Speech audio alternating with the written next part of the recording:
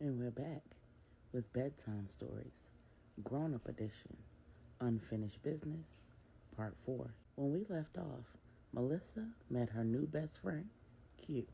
Angela decided that it was time for her to become an investigator after she found out that Michelle and Amora were one and the same, and her little sister Stephanie dropped a bomb on her and Regina. Regina picked up Angela's phone after she dropped it in the floor and asked Stephanie, "How old is this child? Is it a boy or a girl? And who is the baby's daddy?" Stephanie said, "Girl, slow down. I don't know. He's like 8 or 9, and I don't know who the father is. All I know is that the fiance left town, blocked Michelle on everything. His family wouldn't tell her where he was or how to get in contact with him. And the only person who would even talk to her was his brother, apparently. And even he wouldn't divulge where he was or what was going on. And she was hiding out from the dude that she had cheated on him with. Apparently, he was blackmailing her or something. And he had the audacity to be one of them violent, nasty cops. So she convinced the brother to do the test, and that's how she found out who the daddy was. But I don't know who the daddy was." Regina said, "Okay, Steph, thank you. Your sister's gonna have to call you back when she pull herself together, girl." Stephanie asked, "What is going on?" Regina looked at Angela and said, "Girl, it's a long story, but I'm sure Angela will fill you in later." Regina disconnected the call, and then she asked Angela, "So you haven't told Stephanie about whatever this is with you and Q?" Angela just shook her head no. She was too stunned to speak. Regina said, "Girl, this is worse than the damn Young and the Restless. But one thing that I can't make sense of, why would Donovan hide a baby from his brother knowing how much his brother wants to be a daddy? That just doesn't sound right. The kid must be Roderick's." Angela, barely able to think, but finally able to speak, says, "Well, if that's the case, what the heck does she need to tell Q so bad?" Early the next morning, Regina had LJ pick her up from the estate, and they went out on a reconnaissance mission. Angela completed her normal morning routine with her children for the first time at the Dallas estate, dropped Melissa off at her new school, and left Angel with Miss Brenda. Then she followed up with Bernie to make sure that everything was copacetic at the Denver warehouse, and then she paid a little visit to the Salvation Center of Dallas. When she arrived, the secretary informed her that Deacon Davis was the only minister in the office, and after checking with him to see if he was available, she directed Angela back to his office. Angela and Deacon Davis made small talk. He asked why she relocated so soon. She kind of deflected. He asked if they could do lunch once she got more settled. She said yes. And then she asked to see the files kept by the previous women's group leader.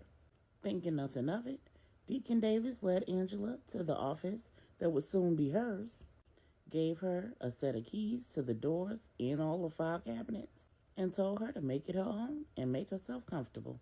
Baby, Angela wasted no time getting in that file cabinet and finding the one with Michelle Thomas's name on it. Meanwhile, at the hospital, Q has a visitor. The Queen Mother has arrived, and she has quite a few things on her mind. In patois, she says, "Son, I've told you this before. It's a tremendous responsibility to love a woman with children, especially one who isn't looking for a man to take care of her. You don't only have to earn her trust and her respect and develop a relationship with her, but you have to do all of those things with little people whose thoughts, feelings, and opinions of you matter just as much, if not more. If you choose to love her, you have to also choose to love her children. And if you lose her, you lose her children. Now, I know you are a full-grown man, but I would be remiss if I didn't remind you." Hugh said, "Yes, ma'am. I know what's required, and I'm built for it. And her." The Queen Mother says, "Yes, you are. Now promise me one thing though. Promise me that you'll wait until you're fully recovered to make a commitment. And when you do, you'll do it right. Q chuckled and said, I will, my dear. The Queen Mother said, you laughing. But a lot of men don't understand. The last thing you want to do is be an emotional vampire to a single mother. Women with children have enough on their plate than to be sitting around and waiting around for some man to figure out whether he wants to take on her and all that comes with her and get the milk for free without buying the cow. And then have the audacity to want to have more children. Don't waste that woman's time. And another thing, Q just chuckled and said, of course there is. The Queen Mother said, pay attention, son. God has placed a woman in your life who he has an anointing on. She has a calling on her life that's going to require that she makes some decisions that you're not going to always understand. You were raised to be a leader, a man among men. And for the first time, you may very well have met your equal. I can tell that she's soft. She knows how to follow, but she's not going to bend, and she's not going to be easily pliable. There are going to be some places where you are going to be the one submitting. And a man who can't submit can't lead, baby. You're going to have to learn to respect what you don't understand. And that's going to require you to show up more like your father. Q sat in that one. And then he said, what you mean, my dear? The Queen Mother said, you're going to have to remember that Christ died for her sins too. At that moment, Regina walked into the county manager's office. She walked up to the receptionist and asked to see Michelle Thomas. The receptionist directed her to the third floor, and when she got off the elevator, an additional receptionist was waiting. The receptionist directed her to the waiting area while she called Amora to see if she was available. Amora was surprised to see Regina when she arrived in the waiting room. She escorted her back to her office, closed the door, took a seat behind her desk, and said, how can I help you? Regina sat down in the chair across from Amora's desk, crossed her legs, took her phone out of her purse, unlocked it, scrolled through, and said, how exactly did you get Donovan to keep your secret for almost 9 years? Thrown off, Amora said, what are you talking about? Regina said, look, I don't like you. I've never liked you. You know I don't like you. So let's not play no games. Now you know damn well what I'm talking about, you trifling. Then she turned her phone around and showed the screen to Amora. Amora said angrily, I don't care whether you like me or not. I'm not going to be too many more of your slut buckets or your... And then she looked at the screen and said, where did you get that picture? On the screen was a photo of a 9-year-old boy wearing Q's whole face. Regina said, listen here, you slut bucket. Amora said, I thought you were a Christian. Regina said, oh, I am. I'm just the Peter type of Christian. And if you want to keep both your damn ears, you'll answer my questions and stop playing with me. Now what the hell is going on?